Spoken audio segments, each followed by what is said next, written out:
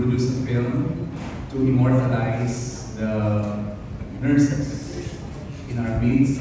We are still in the pandemic. The nurses are still heroes out there. More importantly, Philippine nursing now is celebrating its 100 years. Having founded 100 years ago by a lady named Anastasia Tupas, whose life inspired the film. Okay, the film is not historical, but the film is a celebration of the role of nurses, not only the bedside, but in society at large, in general. And the difference of this film is, aside from the fact that the stories are so real and the situations are so real, even the characters are so real. Because this is the first time that we'll watch a film with all nurses as cast. So we traveled far and wide to find the talents that we need for the film, and they will be presented to you today. Who is a producer daring enough to cast an all-nurses cast, except this producer who is a nurse himself and who believes in the talents of the nurses, and they will be introduced to you today. I'm very glad that I'm joined in by the Philippine Nurses Association. Of course, our president is in Congress now. He is a subject matter expert in one of the hearings in the Philippine Congress, and that's why the Vice President for Finance is here, Dr. Balita. And of course, our movie awarding director, the other members of the cast, the line producer, Archie, and to the members of the press, thank you very much. The other guests we have will be further introduced. Maraming salamat and welcome to this press conference and to this launch. Thank you.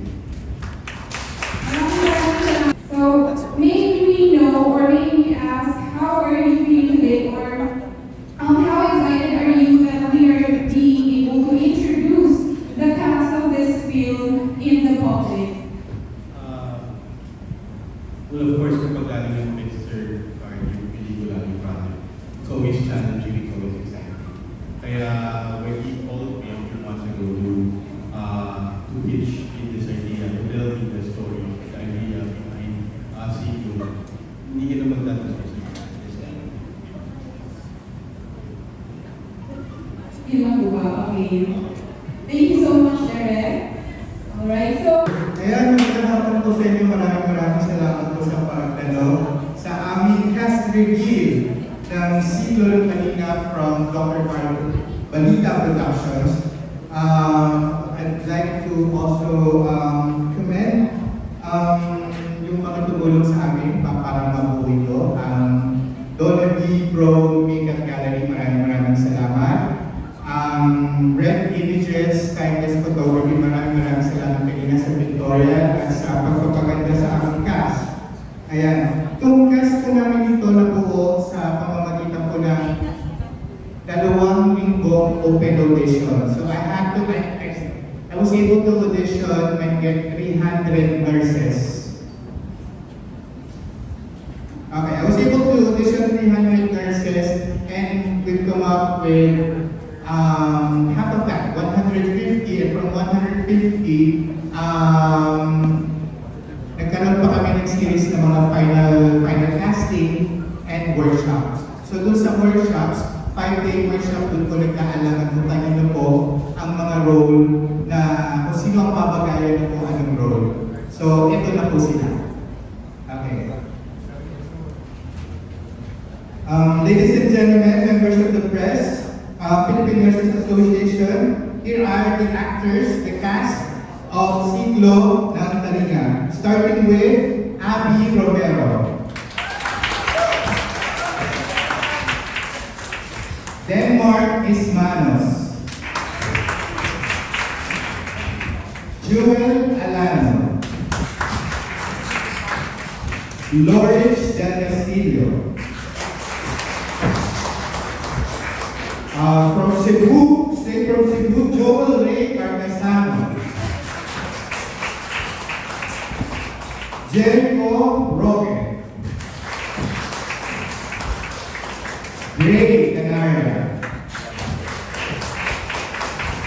Okay, and our former actress turned COVID frontliner, Miss Bambi Rojas.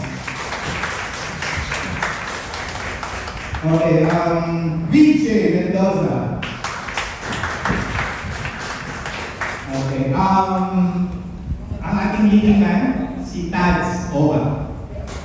Ang right na leading. Ang gaganap sa papel na Anastasia Relon Tupas, isa sa tatlong gaganap sa papel na Anastasia Relon Tupas, si Miss Eleanor Cruz. And introducing the Philippine nursing luminaries who are also going to portray important roles in this film, SIGLO KALINGA.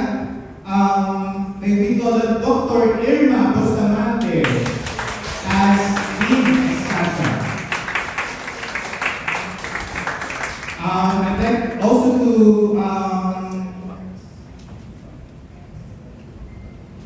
okay. And Dr. Remedios Hernandez. And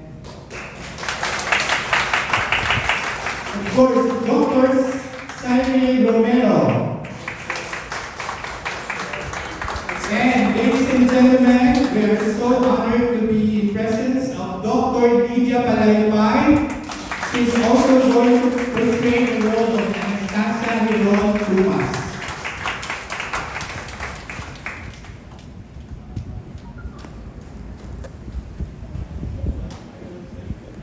And now, and please welcome ang nakakuha po ng pinakapangunahing papel sa karakter ni Ana Formantes, isang mahusay na actress na, pero isa po siyang registered nurse. Siya po ay si Joy Ras.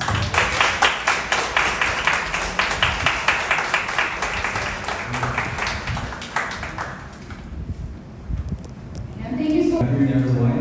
I am Joel Arizona. I'm 29 years old. I graduated from the Bacolod Medical Center College Foundation in my hometown in Bacolod City, Zamboanga del Norte. Currently, I'm not working as a nurse, but I'm a nurse by profession. But I've been an advocate for health since I am one of the ambassadors of Love Yourself Incorporated. And I am my role for this film is a doctor.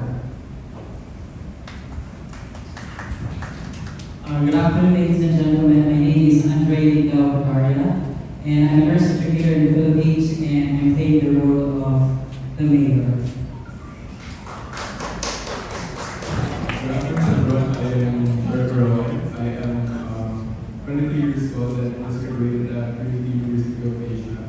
And my role here in this movie is I'm going to be a nursing student, which basically portrays the real life of a student nurse in a hospital. Magandang po sa inyo lahat. Ako po si Eleanor Cruz. I have worked as a medical secretary, nurse receptionist at UERM Hospital for almost a decade. And I have handled 9 doctors with different specializations, mostly are OB-GYNs. And I'll be playing the role of Anastasia Basilos.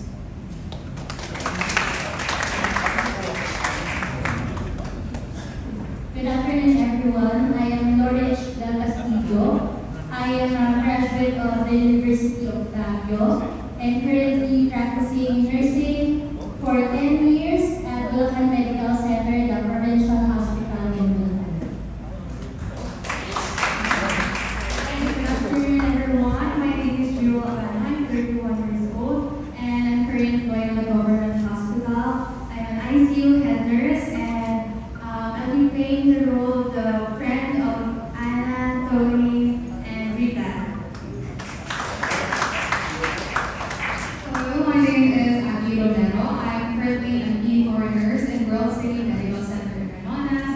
I also do live streaming and uplive, and I am a part-time artist / host at Talents Incorporated. I will be playing nurse number 4. I will be Wendy's number 2. Thank you. Good afternoon, everyone. My name is Marcus Manos. I am 28 years old. I currently work as a nurse at one medical center. Aside from working in a hospital, I also volunteer for operations funds to help children with Glendick and Mallet. I'll be playing the role of emergency room nurse.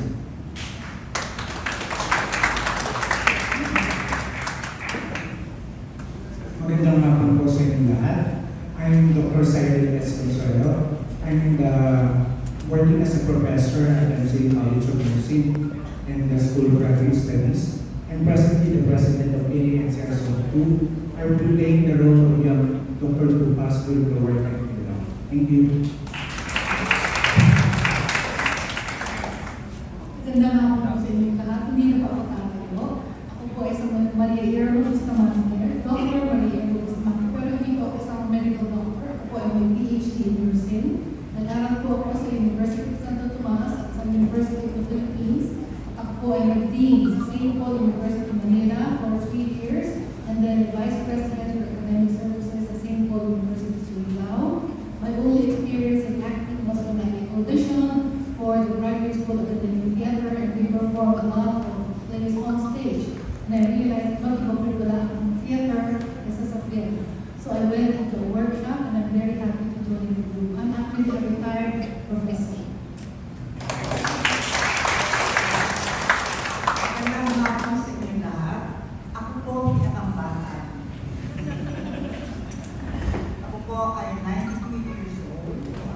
At 60 years na nagtrabaho as a nurse in different capacities. Ang huling posisyon ko po ay naging sa president ng Balita sa University. Ang aking pagkatanggap ko, kasi hindi naman talaga ako artista, ay talagang hanggang ngayon, aming pinagtataka bakit sa Pilipinas, ay hindi man lamang nila ma-appreciate yung mga ginagawa sa mga Pilipino. Nagising lang ang bayan nung magkaroon tayo ng So, nagpapasalamat ako kay Dr. Balita na pinanggap niya itong malaking responsibility. And because of that, hindi ko siya mahigitan. So, mag-play kong ball kay Mrs. Tupas, siya ay matanda. Salamat. Magandang hapon sa inyo lahat. Parang may accident na punta ako dito, no? But I was the chair of the PNA History Committee. Hindi ko ma-imagine na drafting tayo dito sa punto na magiging pelikula ang inspiration ng HEP. Okay. Kaya nalala ko na magiging pelikula na magkakaroon ng pelikula. Kasi nung nag-meeting kami sa PNA, after I have written all about the history, si Dr. Clark ang in-charge ng mga visual. Pero talagang ang imagination na ang plano niya talagang malayo, mahirap mapantayan. And I'm very glad na dumating sa punto na ito. Para yung ating mga kababayan naman ay magkakaroon ng idea kung ano talaga ang hirap ng magiging nurse sa Pilipinas. So, hindi ko alam ang aking role, pero siguro si Dr. Balita na bahala ko ako lang pwede kong magiging role. Si basta, he was mentioning, whispering na kay Delegado or kay Balita Jackson. And these are people who really made history as far as nursing is concerned. Salamat po. So, Dr. Balita is going to be one of the supervising producers because we got supervising producers from the BNA so that they can validate, because this is not a historical film, but there will be some elements of history, real life stories embedded in the film. But it's fictional character inspired by the role of the nurses. Yeah, thank you. Magandang hapon po sa inyo. First of all, I want to say thank you to our friends from the press for gracing our press club. Maraming salamat po. It's so nice to see so many familiar faces. Fresh pa din talaga. My name is Mendoza. I will be playing Alfred, and I'm so excited to work with a bunch of brilliant nurses, trained actors, and of course, with Director Lorca and with Sir Balita. Thank you po. Hello everyone, my name is Bobby Rojas. I'm 26 years old today. I graduated in the Mendoza Science Institute. Thank you. This my name is Cavite. I'll be playing the role of Rita, Tony in Anna's best friend. Good afternoon. I am Tansky Oban. I am a registered nurse and an actor sa film, TV, and network. I've been playing Tony, barkada ni Anna and Rita. And leading man pala. Sorry. And yeah, cheers. Good afternoon. I'm Rachel Doras. I'm a registered nurse and a working actor for more than a decade. But I'm so blessed to be here, to be given this role. Actually, it's an answered prayer. I've been thinking and praying to God nung na-audition ako dito. Then sabi ko, Lord, can I have that? So, I'm so grateful to Sir Balita and Direct Len and Sir Archie for this opportunity. And praying so hard and good actions na ma-give justice to yung role ni Anna because a lot of nurses like reflect the life of Anna. So, yeah. Amen, Lord. Help me.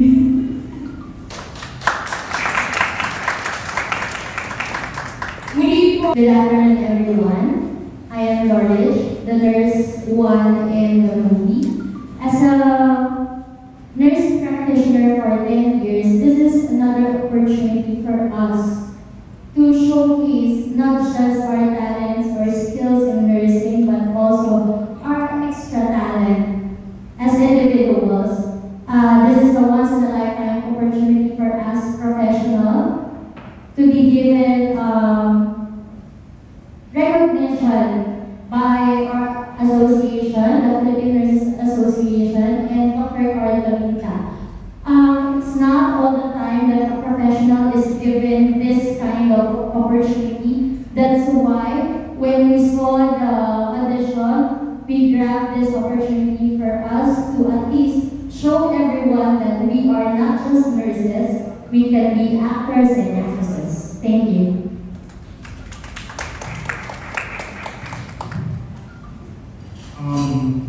As a bachelor graduate, nursing is not just for like medical, it's a bachelor of arts. So this is a combination of how we present ourselves as human being and as a nurse. We want to emphasize the importance of the healthcare in our industry. So I hope this will just give justice to all the nurses working hard in this country.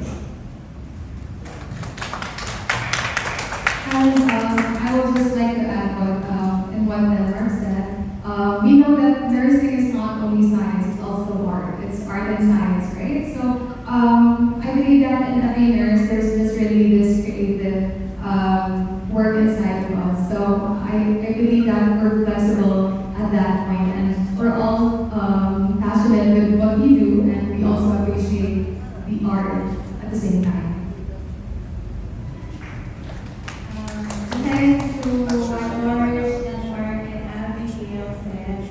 I hope this movie will help people be an eye-opener to what nurses do in real life.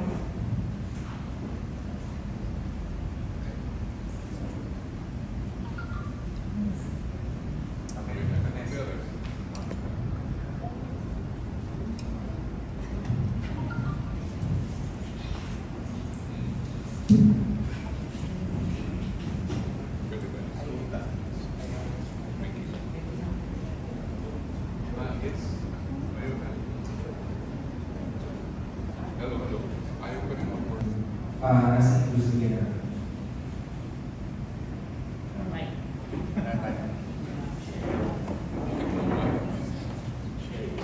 Marketing to me is not what they want, but it's what you actually put in the product. And the fact that these are newbies but are interesting characters, I think we can come up with a product which is film. So this film is not about a person, one person whose name will drive people to the cinema. But this is a story of different people, which are nurses. And I will tell you, every Filipino family will probably have a nurse. And that nurse is a hero to them. And by that fact, this will be enough to attract them to know more about these heroes and heroines that they have encountered.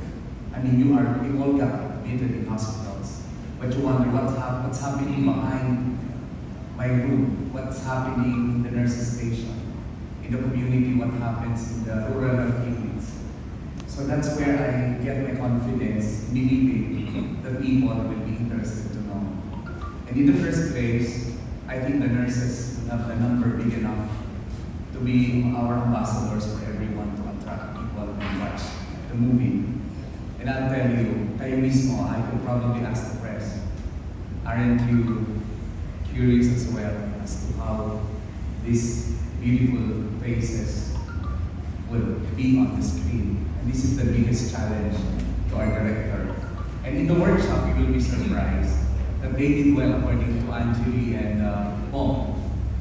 You know what? We'd like to reveal that nurses are natural actors. You know why? Because even if we are tired, we smile. Even if we're sad, we smile. And we have that attitude of acting in front of the patient because that's something we do best.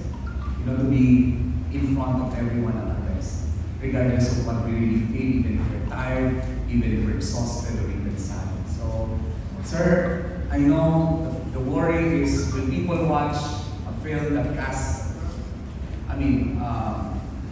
ordinary people that they may see. Tell me, look at them and tell me they're ordinary people.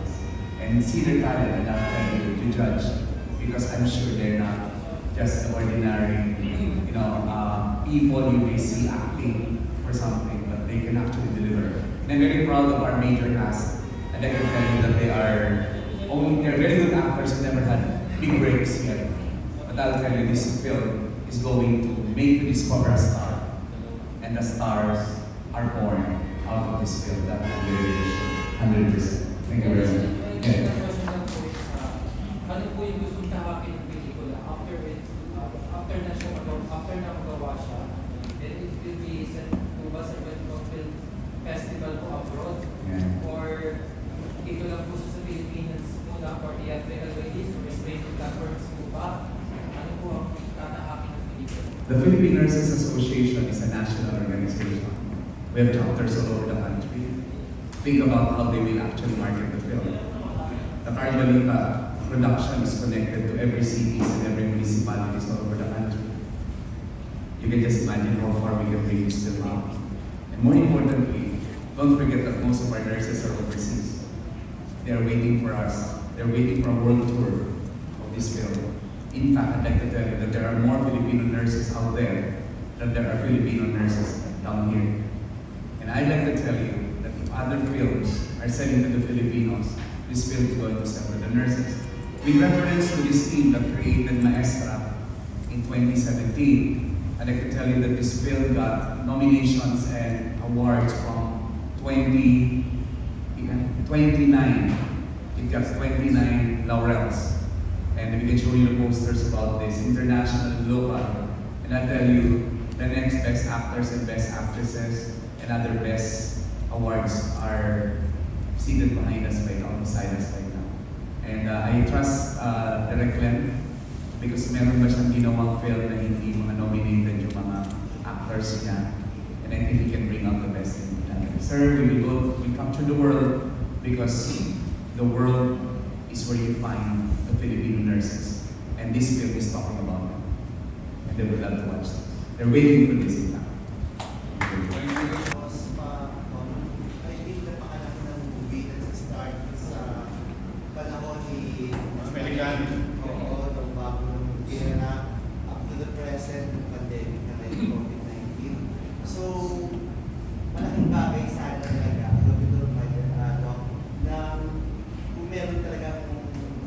Professional actors na gaganap or kahit isang bida na artista, and then be supported by the nurses,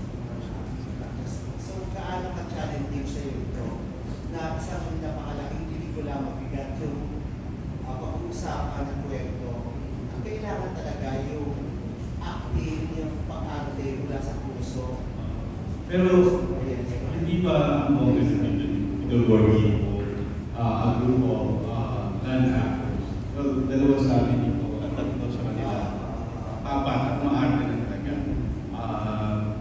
Pero hindi ba ang saya at ang bonggang panorin sa sinihan mula na namin kayo pag napanood nyo sila aking their sa yun ang balak namin para sa pelikula ito. I'm confident naman kasi with our production, kaya sila, they underwent a lot of workshop with Cabrera and of course Angelique Bayan workshop sa kanila. So we're very confident na through those workshops at saka sa mga meetings pa namin with them na mabibigyan namin sila ng enough na bana para sa kera na shooting na Can I add? Yes, Think about this.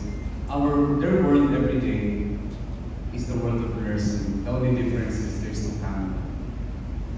Isn't the public interested to know how they're actually doing their job?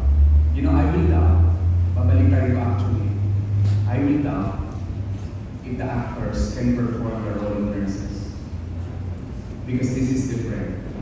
Because you don't need to be an actor to cry when someone is dying and to emote that someone is dying, because all these people have experienced death of someone under their care. Sir, dito, ang gusto kong sabihin is, it's like teleradyo. In the past, we are just listening to radio and trying to imagine which run magandang boses na to. Until we put a little camera and show them what radio look like and how the DJ are. Parang ganun po ang nangyayari dito. The only difference is they'll do it with cinematic twist, but living the life that they live every day, which they don't need to act about anyway, because it's who they are. Meron dito, sino dito ang COVID patients? Sino nagpa-COVID? You don't need an actor to imagine having had COVID. But these people have COVID. And not only that they have COVID and have the symptoms of COVID, there are people, sino naman kayo pasyente ng COVID? Ang gusto ko sabihin sa inyo, this is where magic will come in. These people need not act. They just have to be themselves. That the license, the cinematic license now, the cinematic, elements will come from a director who will put other elements around it. But as the acting and the delivery of it, all they have to do is actually be who they are. Seriously, ako lang sa PPE. Hindi nyo alam kung gano'ng kainit ang PPE. Walang artista dito alam kung gano'ng kainit ang PPE. Alam nila yun. And yun dito ang gusto kong i-message sabihin na, I have no doubt they'll do it. Yes, Doc. Kasi po, hindi po, please don't get it. Oh, no. I don't Hindi po minibigay na show capacity nito pero ang gagampanan po nila na role ay hindi po pa rin sila. Ay ibig sabihin, hindi pa rin po sila. Kundi gagawa sila ng role sa nurse, hindi po sila yun. Gagampanan nila yung role ni Anastasia yung Lupas at iba pa mga nurses. Kaya nga po yung mga artista, it's a different profession talaga na pumapasok sila sa mundo sa karakter na pinagampanan nila. At talagang mahirap para sa kanila yun kapag pinagampanan nila yun. Kaya iba nagkakasakit sa puso dahil dinadala nila yung role na pinagampanan nila. So, ibang challenge din po ito sa ating mga nurses na aarti sila ng isang role na hindi po sila. Kaya nga tinatanong po kay Direk na gaano rin po ba challenging ito sa iyo na paaartihin mo sila di para mabuo yung isang pelikula ang gagawin mo nila. Malaking challenge to talaga sa Ganyan sa mga mic natin. nakaon siya pero Tao po, mic. The sound check din. Dito, mic. Malaking challenge siya tuloy kasi sanay tayo sa mga pang-11 na pelikula ko. Dun sa 10 nagawa ko, I work with talented actors. who are really good at what they do. The challenge here is, most of them are non-actors, they're nurses. Like these are part, nababako siya dun sa experiences nila. Sa mga artista rin naman, binabakuhan natin din sila yung experiences nila in life. They've been through a lot of different things, a lot of different challenges in life. So pwede silang magbubutan ng kanilang, sabi ko naman sa workshop, hindi naman, mahirap maging artista, pero kung magiging tao ka lang and understanding the behavior of a human being and how complex human beings are. Kasi lahat naman tayo, millionaire ang ating pag-iisip. Lahat tayo could be affected by what happened a few minutes ago, a few seconds ago, kahapon, isang linggo, nangyayari ngayon at nangyayari mamaya. So that's how complex our mind and our hearts are. So, yun lang yung inaano namin sa kanila na just be a human being. And knowing this character very well, it's a back of your hand. Ilalanin natin sila. Nag-workshop kami ng Monday, pa sa akin naman. Let's create a backstory of character together. Para hindi natin makilala ang journey ng bawat character na to. Simula nung hindi pa sila pinapanganak hanggang sa kung sino man sila sa kasalukuyan na nasa script ngayon. Kasi yun yung kailangan namin paghandaan. Ang sarap isipin na we will blow all your minds after watching this film. Ang sarap isipin nun at ang sarap pangarapin. And we will be working very hard na maibigay natin sa inyo yung ganung experience like what we did in Maestra. So ngayon, maraming trabaho kaming gagawin. Ang shooting pa namin ay January. So maraming kaming gagawin trabaho. A lot of research, especially sa mga artists natin at saka sa mga nurses na who are not actors na we will be providing them si Dr. Carlos production ng enough courage, support kung paano magandang panaligo. Maraming meeting at mga mangyayari. Design gusto ko itanong din po sa kagandang Anastasia ni Lord bukas. Tatlo sila. Yes, tatlong kagandang na